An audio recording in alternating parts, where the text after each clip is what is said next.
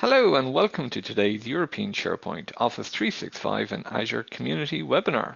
My name is Shane and I'm delighted to be joined by Thorsten Hans, MVP, Thinktecture AG, Germany, who will be talking to you today about how to code your Azure deployments using Terraform. Remember to join the conversation about today's webinar on Twitter. Our Twitter handle is @EuropeanSP and our hashtag is ESPC19.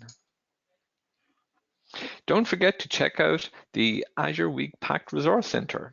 This is updated daily with the latest blogs, ebooks, webinars, and how-to videos. Simply visit SharePointEurope.com and click the content link at the top.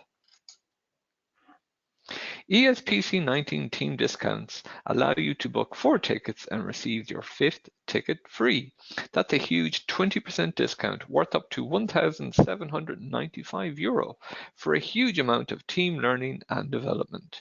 Join the best SharePoint, Office 365 and Azure practitioners in the world in Prague this December and go to the next level faster together. Simply visit SharePointEurope.com for further details.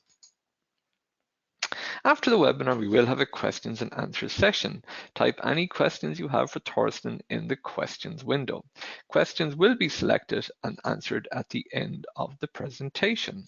This webinar will be recorded and added to the Resource Center, where you'll be notified by email when it is available. And now I'm going to pass you over to our webinar presenter, Thorsten Hans. Hello, Thorsten. Hi, Shane. Thanks for introducing me.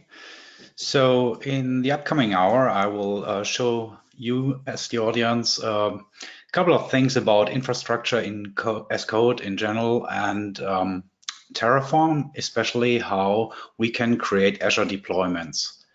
So my name is Thorsten Hans. I'm a consultant at Thinktecture here in Germany.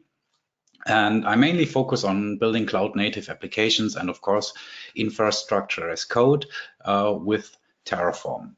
Most important on this slide is, of course, my mail addresses and my Twitter handle. So if you have any question to this topic or to anything regarding cloud-native development, don't hesitate, just ask.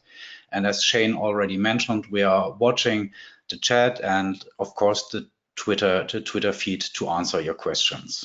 So if you have any question, feel free to shoot out the question right now.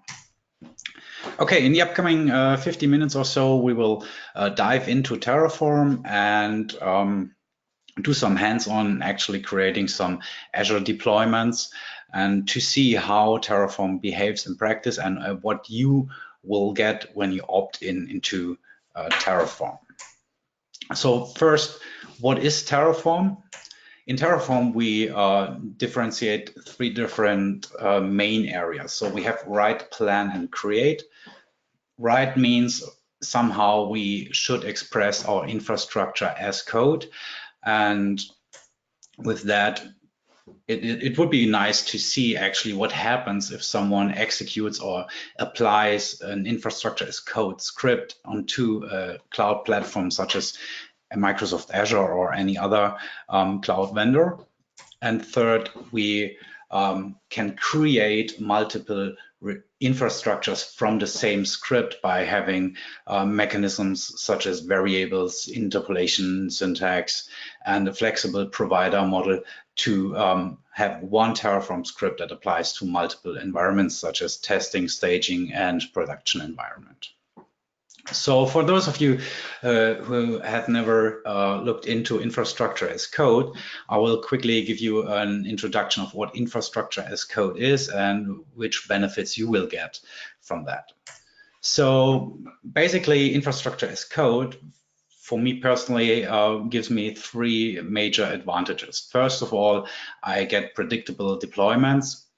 So I can be 100% sure what happens to my Azure subscription if I apply or if I execute a Terraform script. And there's no surprise, there's no hidden flag that has been set by an administrator in the Azure portal that somehow have an impact on my applications running in the cloud. Second most important thing for me is transparency. So I can immediately see how infrastructure evolves over the life cycle of my application or of my service, which means that I can test things, I can perhaps rewind changes that has been made to the infrastructure in order to optimize how stable my infrastructure is and how services interact with each other. Third is, of course, the possibility to have my infrastructure in source control. So we at Thinktecture normally use Git, so either on GitHub or on Azure DevOps. So we have a detailed history of what happens to the infrastructure over time. And we normally do a Git flow, so we have reviews and we can somehow gate the changes before being applied to our Azure environments. Another important topic is, of course, elimination of the track factor. So perhaps you are in a team and there's that one guy who owns the Azure infrastructure, and if he is on vacation and he did some changes to the infrastructure, you may find yourself in trying to find out which switch he used in Azure Portal to enable a certain feature or to configure scaling. And so that could be hard to track in real world scenarios, what happened to the infrastructure and what makes my app fail starting Monday morning at 9 a.m. or so. And those topics can be addressed by infrastructure as code and a little bit more precisely by adopting Terraform. So Terraform, compared to other infrastructure as code tools or frameworks that are available out there, has, from my personal point of view, one big advantage, and that's the possibility of previewing changes before actually applying. That means, imagine you make some changes to your infrastructure as code script, and then you apply them to Azure. What Terraform actually does, it looks at the cloud infrastructure and examines what's currently up and running and match that to what you have written in your Terraform files. And so it shows you something like, we know from Git status, it shows you which infrastructure components will be created, which ones will be modified, or perhaps if you decide to get rid of one service because you refactored the architecture, Terraform will show you, hey, if you execute that script right now, then the following will happen on your Azure subscription or on your infrastructure. And that's one of the biggest advantages that Terraform is offering if you compare it to other mechanisms like ARM, so the Azure ARM API. They don't offer this kind of preview to you as a user. Third, reproducible infrastructures.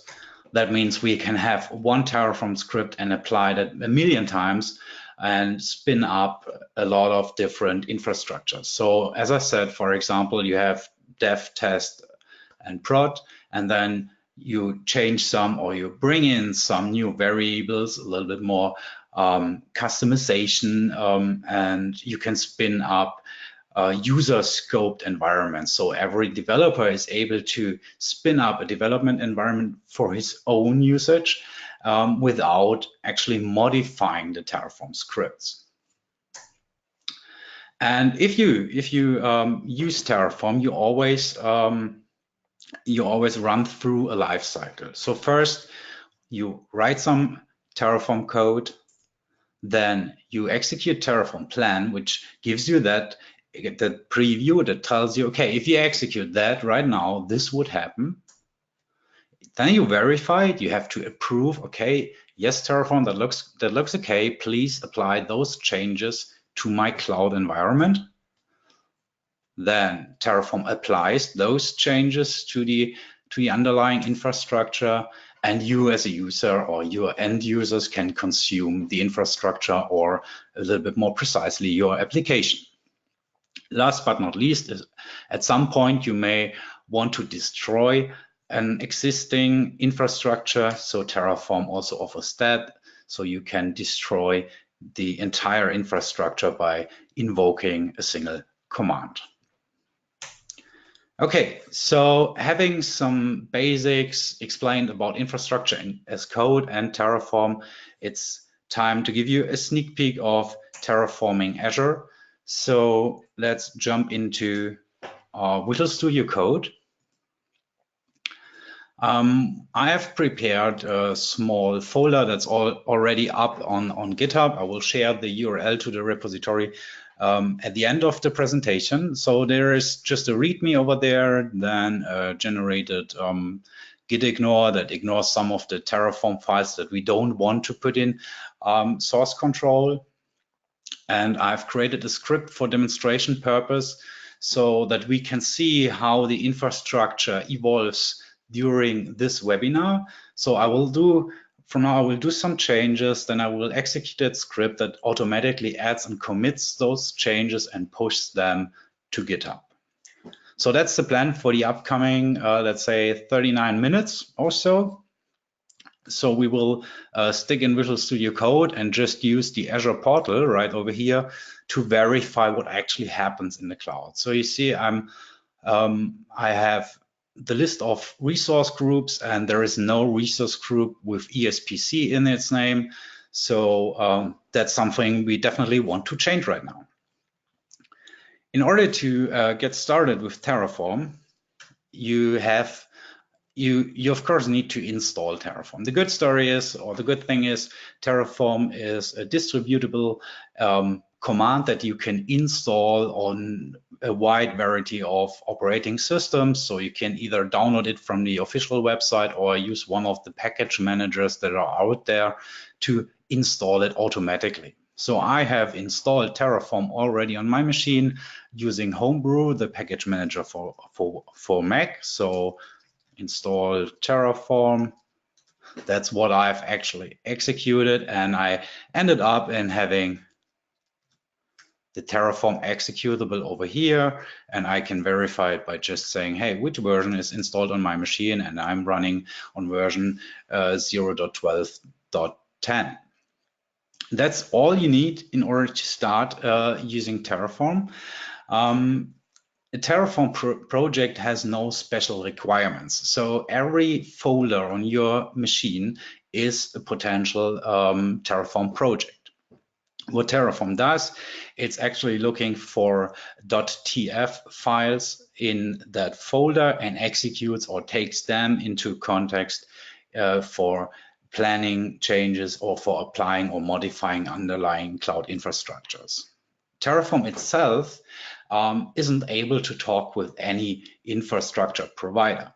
We enable Terraform to do so by adding more and more providers over time. So for example, there's the Azure provider, and the Azure provider is talking to Azure's ARM APIs. So the cloud vendor or the cloud vendors expose some kind of API like ARM for Azure, and Terraform communicates to the cloud vendors through those APIs.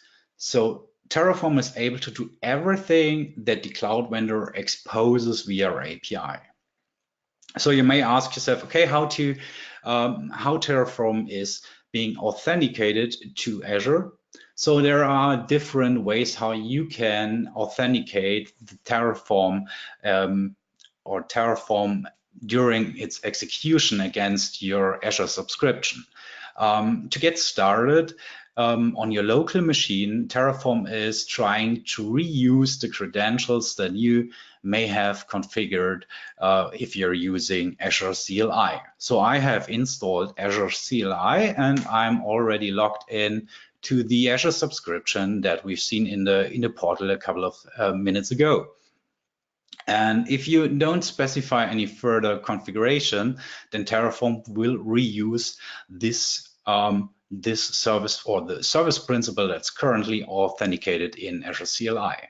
You can, of course, change that. There are 4 different ways how Terraform can talk to Azure. So you can create a dedicated service principal, authentic, and give them permissions to manage your Azure subscription, and then you can bring in the service principal client ID and client secret by specifying environment variables, and Terraform will look at those and take those credentials into consideration.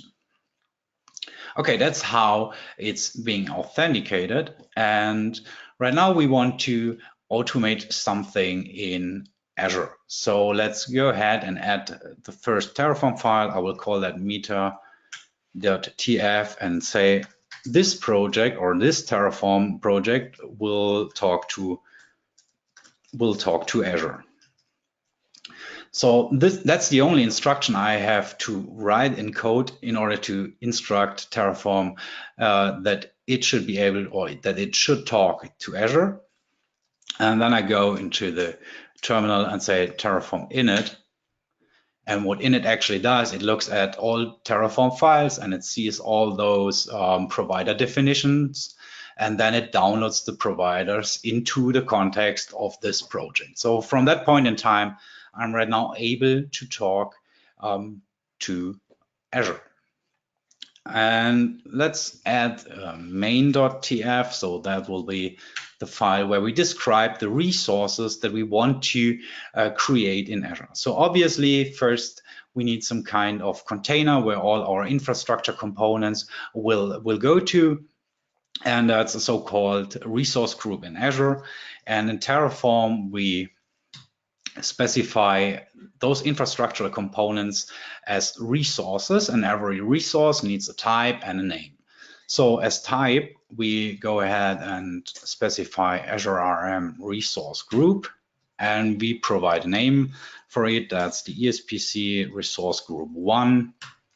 And then we can set different attributes for our new resource. And resource group, of course, needs a name, and we call that thing right now ESPC webinar-live, and we specify a location. So where should Terraform spin up that new Azure resource group? And we say, let's take West Europe. And yeah, that's okay for now. So if we would execute that, we will end up in having a new Azure resource group. Let's preview that. Terraform Plan is the command that we want to execute there. So it's right now looking at your Azure subscription, at the Azure subscription that's authenticated. And it says, hey, if you execute that script right now, then I will add one new resource and I will call it ESPC webinar-live. It will be created in West Europe. And of course, the identifier will be specified or will be set by Azure during provisioning. So this one is available right after the resource has been created. But you see, there are a couple of other attributes like tags in our case right here that we can specify. And Terraform has a great documentation for every provider and every single component that you can spin up in Azure. So for example, if we look at resource group, we see we can specify the name, the location, and we can specify, optionally specify some tags. So tags will be attached or can be attached to every resource in Azure. And it's always a good idea to attach some tags in order to make your Azure subscription a little bit more predictable and to be able to filter and sort things a little bit better. So specifying tags leads me to another concept in Terraform, and that are so-called variables.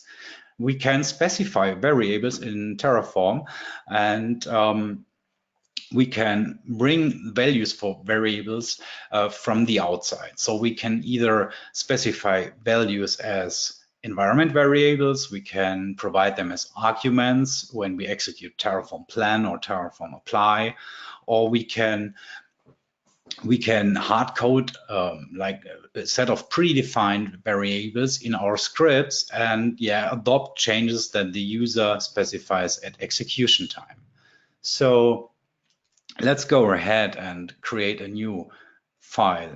variables.tf, and let's specify one variable that says custom tags, and the type equals to map, and we said a default value is an empty array, so by default no tags will be accepted and forwarded to the Azure resources. We can, of course, if we want so, we can add some description over here and say custom tags that will be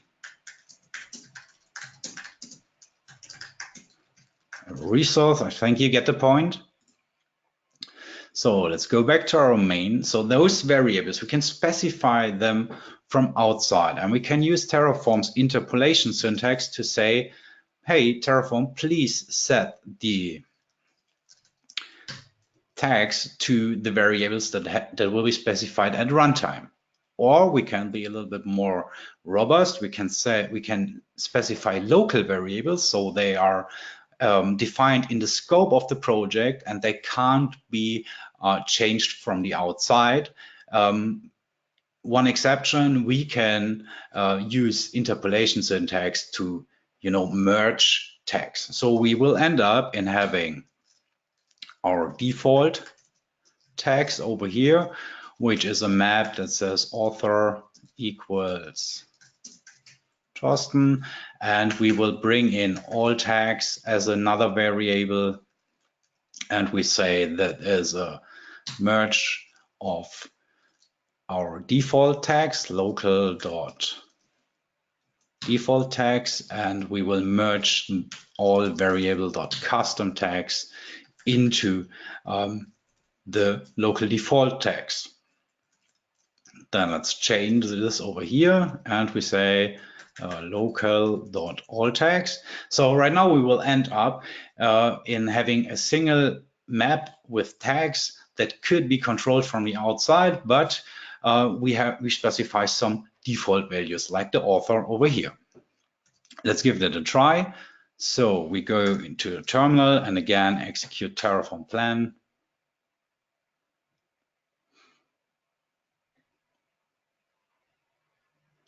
And we see right now we get an Azure resource group ESPCRG1 with name, with a location, and with some custom tags. We can also override them. Custom-tags equals, then we have the author specified, and let's just bring in my initials for that. Oops, that is the other way around here.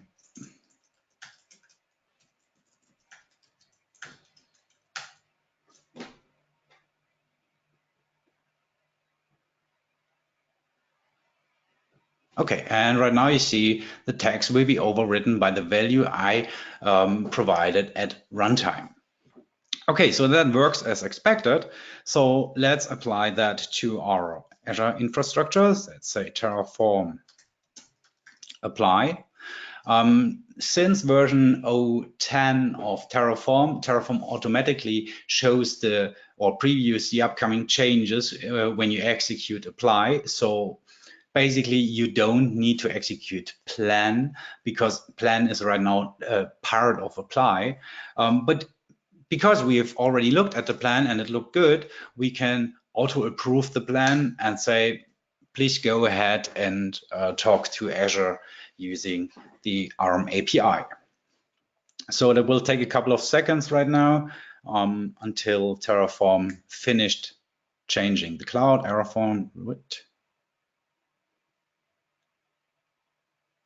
Okay. West. Let's take a correct location. Let's try that again. Did I make a mistake in the name? No, I didn't.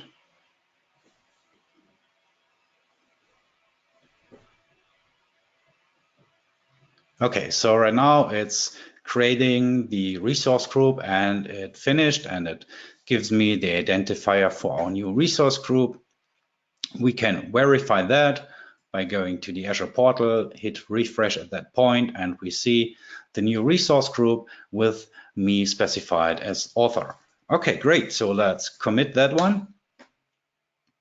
There we go. And let's add another resource. So for this webinar, I will spin up an app service using a Docker image. And in order to do so, we need an app service plan. So that's another resource that we want to create. We say Azure RM app service plan. We give it a name, ASP1, or let's say ESPC ASP1. Again, we have to specify a unique name for it. And I always specify Azure resources by an identifier. So ASP means app service plan, AS later on means app service, and so on and so forth. So that makes, again, finding and walking through bigger infrastructures more easier and more precisely. ESPC webinar-live. And then we have to specify to which resource group this app service plan should be assigned, and then we can reuse already existing information that we have already specified in our Terraform project. So we can access other resources by the combination of type and name, like in this case resource group RG1, and say, hey, please grab the name from there. And the same applies for location. So we can again say, yeah, spin this app service plan up in the same location as we have specified on our Azure RM resource group. And let's grab the tags from here because we want to specify the tags also over there. An app service plan, of course, has different set of metadata that we have to specify in order to bring up our new app service plan. So first or most important for the app service plan is the kind. So the kind specifies if it is a Windows-based app service plan or if it is a Linux-based app service plan. And in our case, I want to spin up a Linux app service plan, and because I want to use Docker images on Linux, I want this one to be reserved. That's a required combination.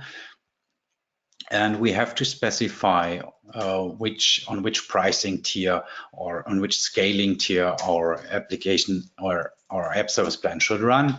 And for demonstration purpose, we say standard over here. And we specify the size to be an S1. From that perspective, let's quickly format that one.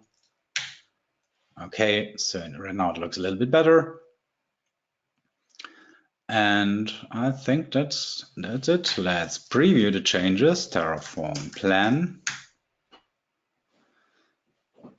So Terraform looks at the Azure subscription. It identifies, hey, there's already the resource group. And then it tries to find the app service plan. Okay, no changes. That's not correct. Resource, ESPC live, location.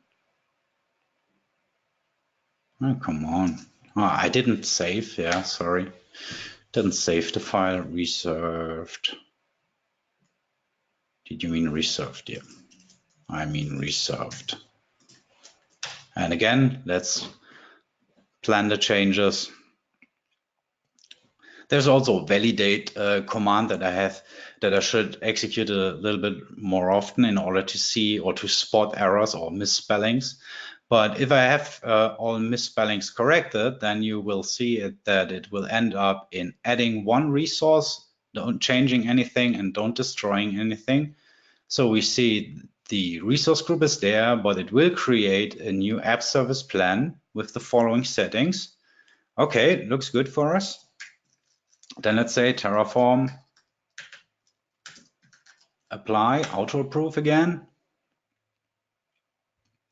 This can take up to 20 seconds because I found Azure being a little bit slow in spinning up app service plans in the last couple of days.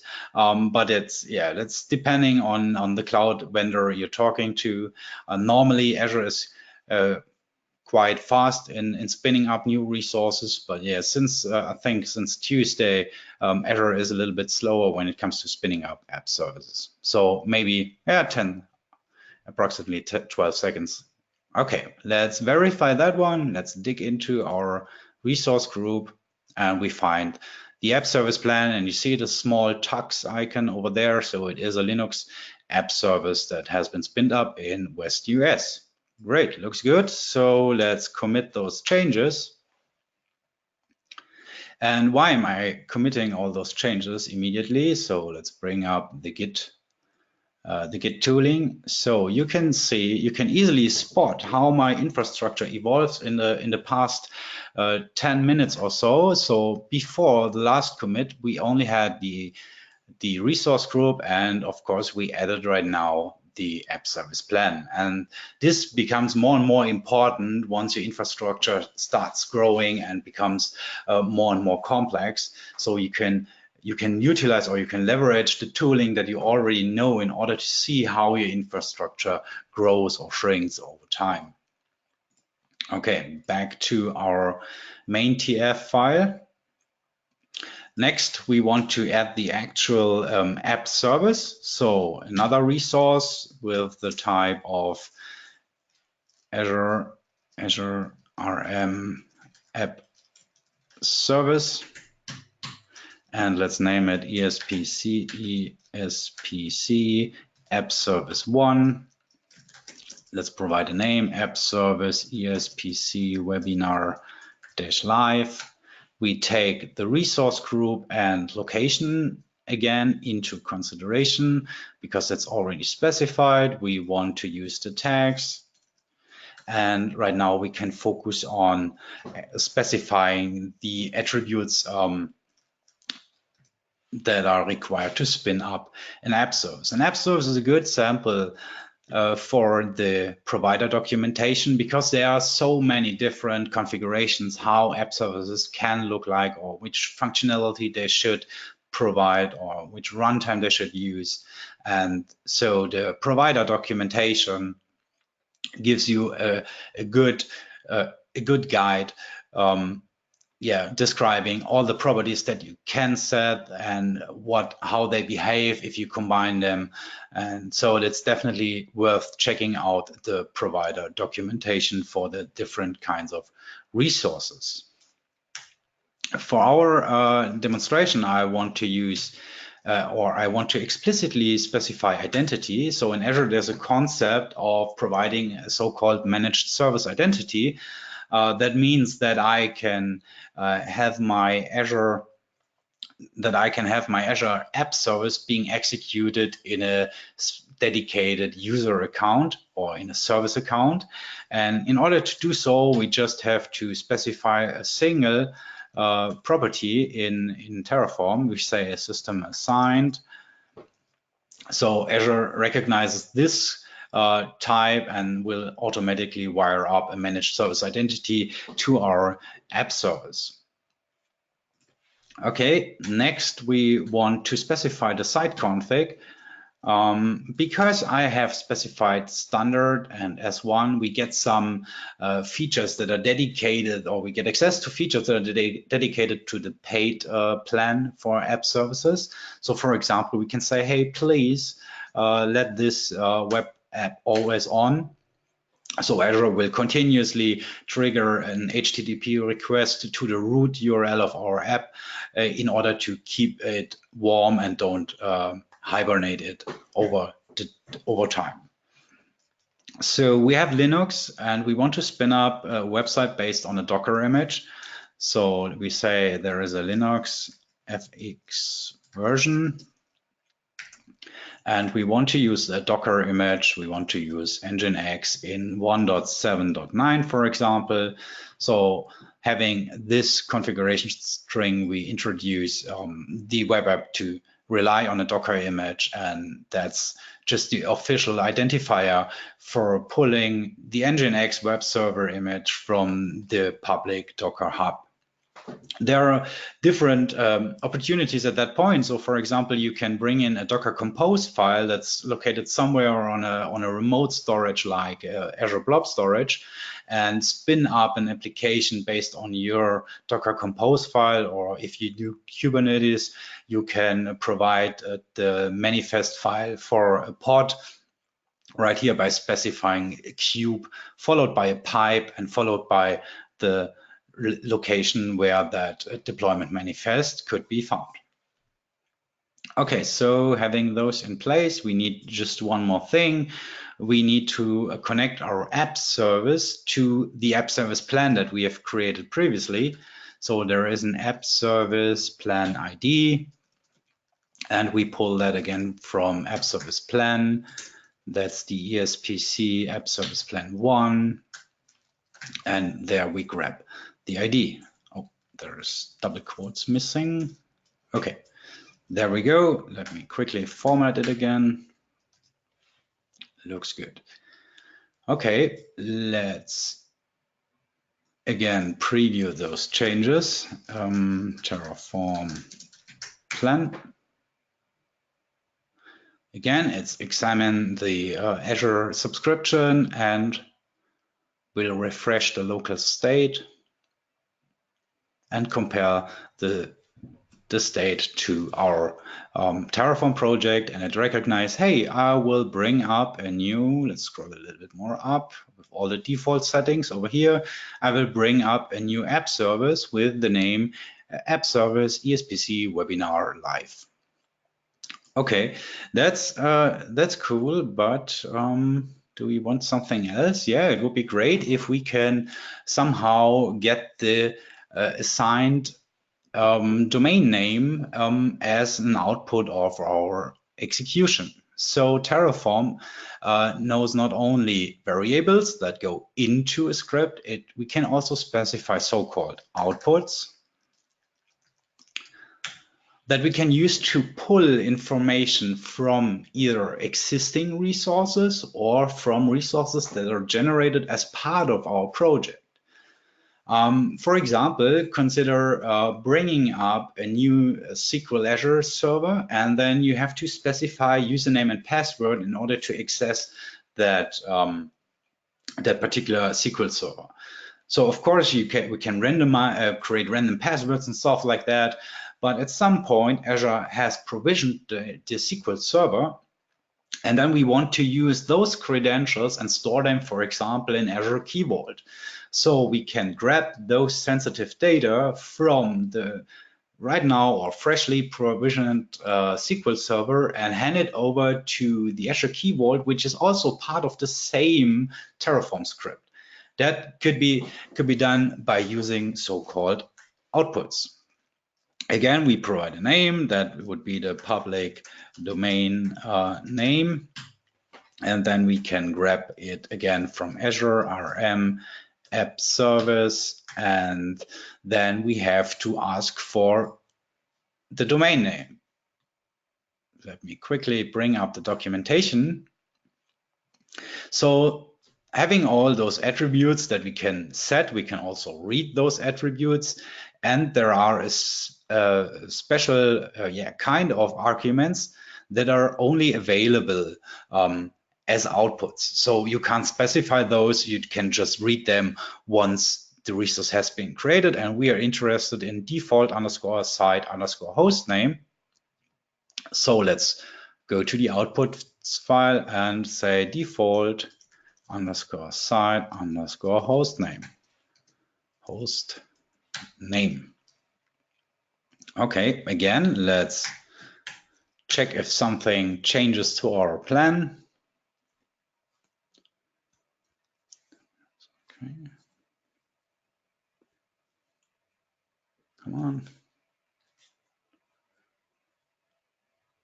Okay, it still says I want to add one. That looks good to me. So let's apply those changes to the cloud, and let's spin up our web app.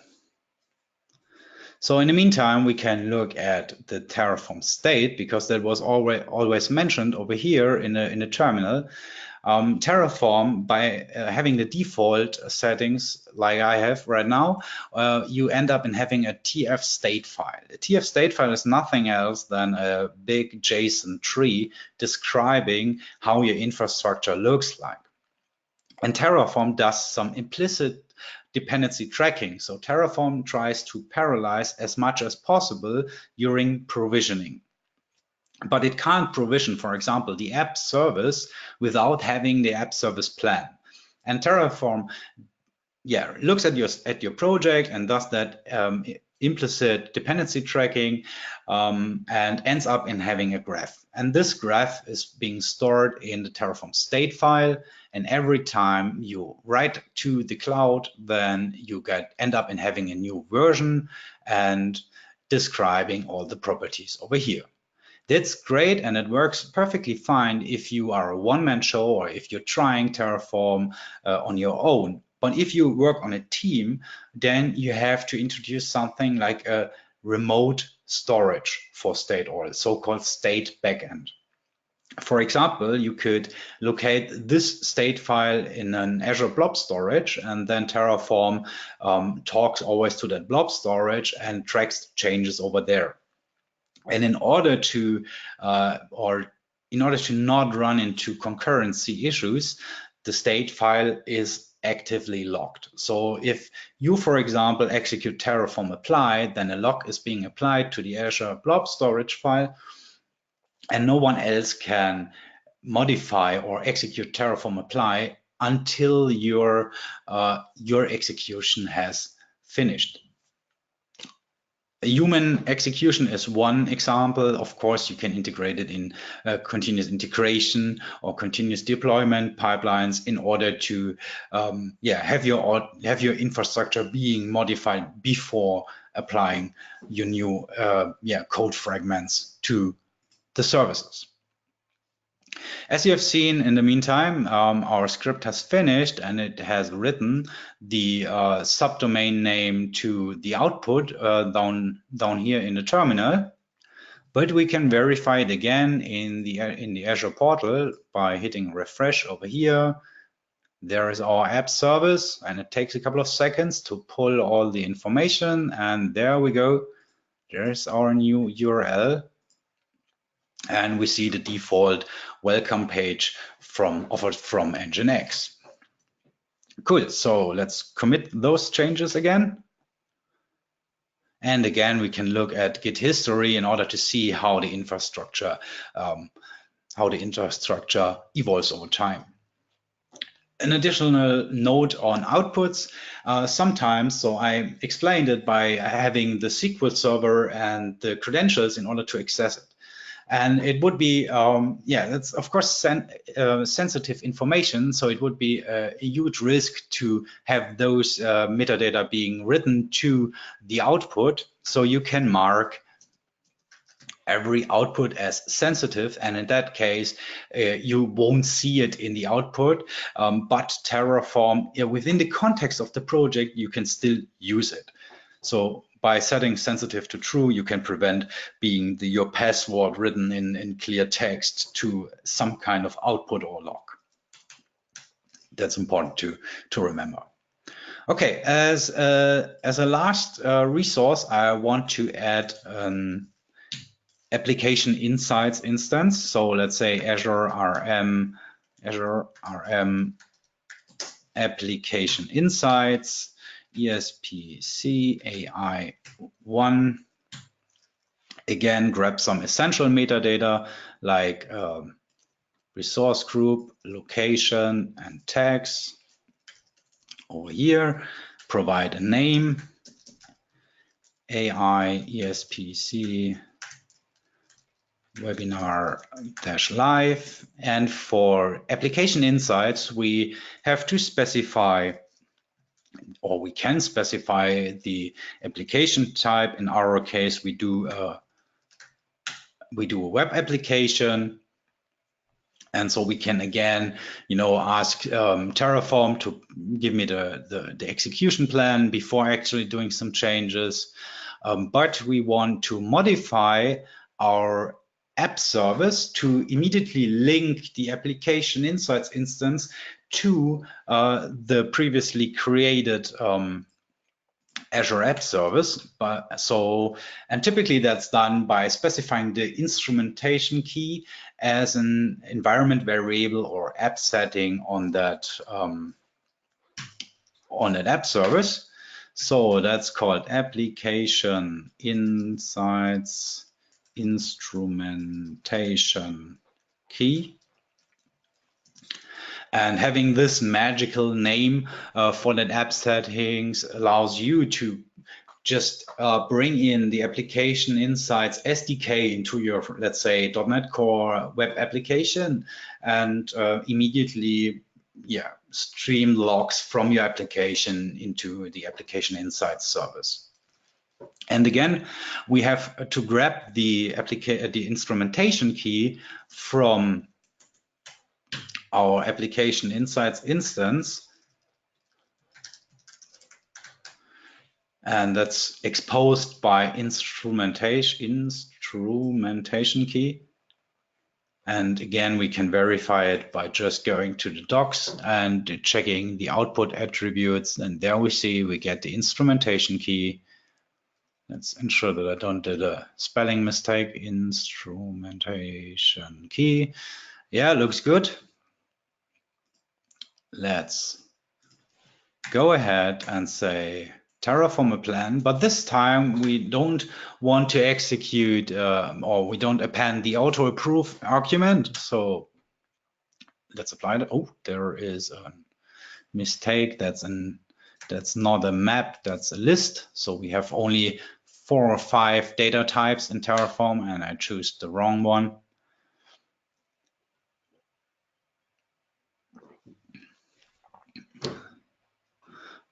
So apply again looks at the Azure environment and compares it to our desired state, and it will recognize, hey, I have to spin up a new application insights instance right here, want to add, want to change. So that's the new application insights instance. And if we go a little bit up over here until we find the app settings, you can immediately see app settings will change. It will, of course, it is available right after it has been applied because we don't know the instrumentation key right now, but we will know that one right after the instance has been provisioned. So is that correct? Yes, that looks good to me. And let's spin up the application insights instance. Besides having those attributes that are defined on every Azure resource, like for example site config over here for our app service, there are a couple of Terraform specific attributes that you can define. So for example, if you remember the Terraform lifecycle, there was that one pillar on the right side that says you can destroy the infrastructure. You can actually say, if someone executes Terraform destroy, I want to prevent that particular resource from being deleted. So the user will end up in getting a message that says, hey, you wanted to destroy the Terraform deployment, but you're not allowed to destroy, let's say, for example, this app service, because there is a domain name reserved and so on and so forth. So there are reasons why you want to prevent destroying certain infrastructure components. We will look at that in a couple of seconds. So first, let's go again to the Azure portal. Let's go to our live. And we end up in having our new application insights instance over here. We go again to the app service and verify if there is an app setting that is called instrumentation key. And if we show value, you can see there is 13D set as instrumentation key. Let's double check that one. And let's 13D, that is the instrumentation key from our provisioned Application Insight service. Okay, so having those control attributes from Terraform, we can, for example, say it depends explicitly or explicit dependency tracking, but I think the more interesting one is prevent destroy equals true. And that's the way how you can say, hey, no matter what happens, but no one or no service should be able to destroy this resource by using Terraform destroy, just to be sure. Okay, so let's again add those changes to our Git repository. And so we have our live environment right now being specified. But one thing that I want to show you as a sneak peek for the upcoming session in Prague is we can, of course, bring in something like environment name, say that's a type equals string and default equals to development. And then we go to our main script and use the interpolation syntax and say, let's spin up everything in a new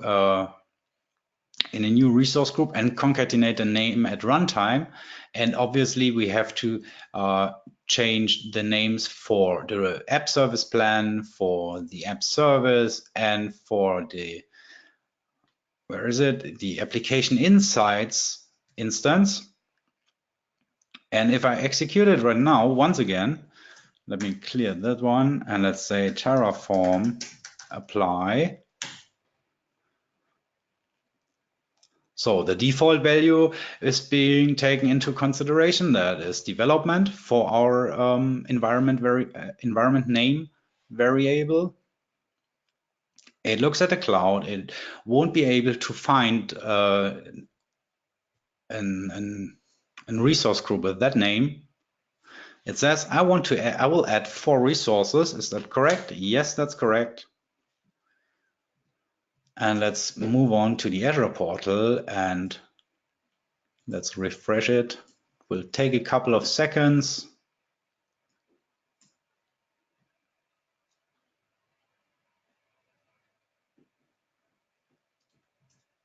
Come on. So it will destroy the existing one.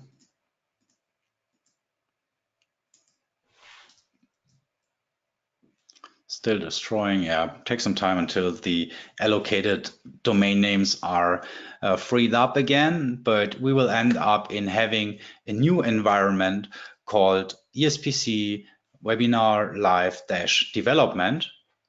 And in Prague, I will demonstrate you how you can, or how you structure your project in having multiple infrastructures or multiple environments in one project and being able to quickly spot what's happening in development versus staging versus production. Okay, in the meantime, it destroyed everything. So let's refresh again. We see right now it's development and it's right now spinning up, and you see it's spinning up application insights in parallel to our app service plan. That takes a little bit longer to provision because those two are required in order to spin up the app service. That should pop up in a couple of seconds, and then we are up and running on a new host name. There is the app service still provisioning, so we wait until it's finally provisioned before hitting the public website, because Azure needs to spin up the Docker image. So that's an atomic operation from Terraform's point of view. And right now Azure responded with, "Hey, I'm done. I spin up the app service and I've provisioned the Docker image, and there is our infrastructure on a new host name." Come on, first hit. Nah.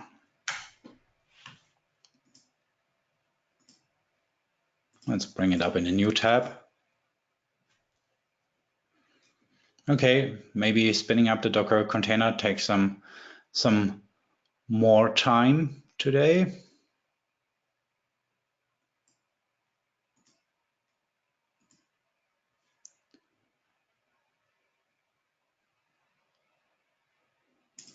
Let's try it again. Ah, there.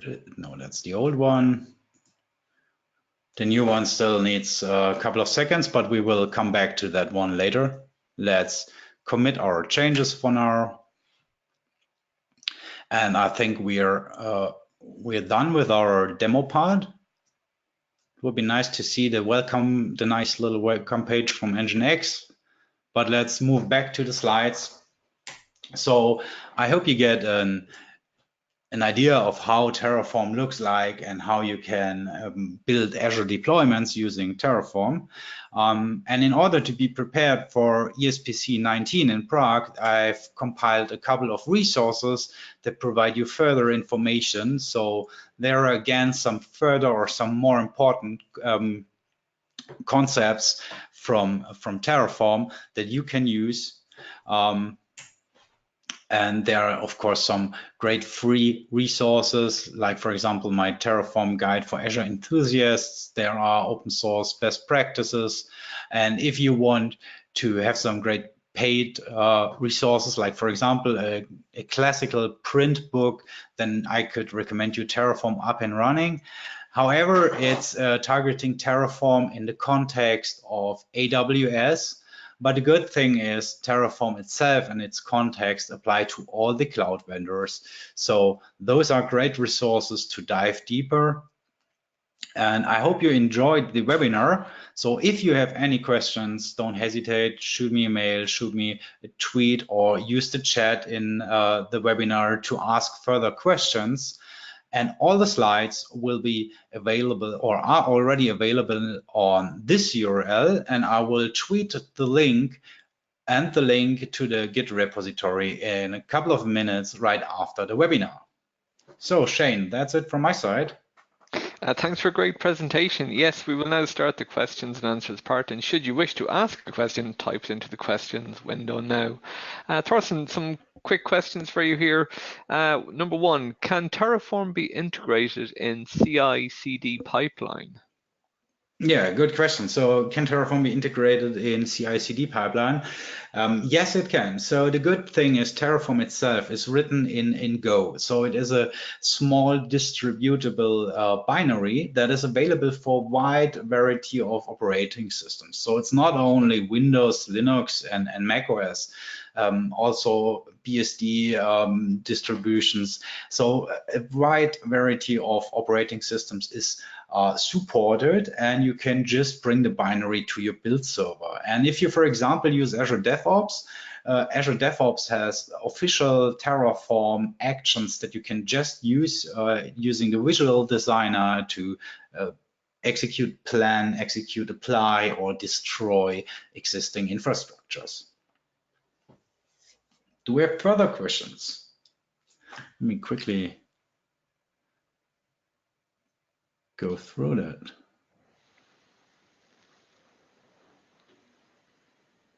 Will I shoot you the next question while you're doing that? Yeah, okay. Yeah, sure. Go ahead. Okay, you mentioned enterprise plans for Terraform. What does that mean, and do I need it? So what we've seen today and what we at our company are using in our day-to-day project tasks is the open source version of Terraform. So that's free of charge. There, you don't need to pay a license fee or something like that. But however, Terraform or HashiCorp, the company that owns or that founded Terraform, offers enterprise plans, and they add the enterprise plans bring you more governance, so you can add governance on your Terraform projects, and they add a set of collaboration features, so like discussions and reviews and stuff like that, all in the context of Terraform projects. So it's worth checking out. But personally, I always stick with the open source version, and we use source control or GitHub or so Git and GitHub or Azure DevOps to do the collaboration and review thing. But if you need governance or more governance, then you should definitely look at Terraform Enterprise. Yeah. Okay. Can you include script extensions in the deployment files? Can you script extensions? What's mean by script extensions? That's the question. Can you include script? So the Terraform, let's answer it that way. I mean, the one who asked the question, you can definitely shoot me a tweet right after the webinar. But for now, so Terraform offers like, I think something between 50 and 60 different interpolation methods. So for example, you can bring in file or content of a file from the local file system, but HCL, so the language that I've used to spin up those Azure resources, is a declarative language. So there's only limited control structures baked into the language. So it is not a real scripting engine behind the scenes that you can utilize in the context of your projects. But I would love to continue on that one offline, and my phone already gave me a mention on Twitter, so maybe we can take that question offline and answer that later on. Perfect. Great. On behalf of the ESPC community, thank you, Thorsten, for taking the time today to complete this webinar. We really appreciate it. Yeah, thank you for having me. It was a Great. pleasure. And looking forward to catching up with you in Prague in a couple of weeks. Yeah, definitely. Hope to see you and a lot of the attendees from the webinar in Prague in a couple of weeks. Great. Thank you, Thorsten. Thank you. Bye. Okay. That is the end of today's webinar. Don't forget our team discounts. Please see sharepointeurope.com for further details on all upcoming webinars or visit our resource center.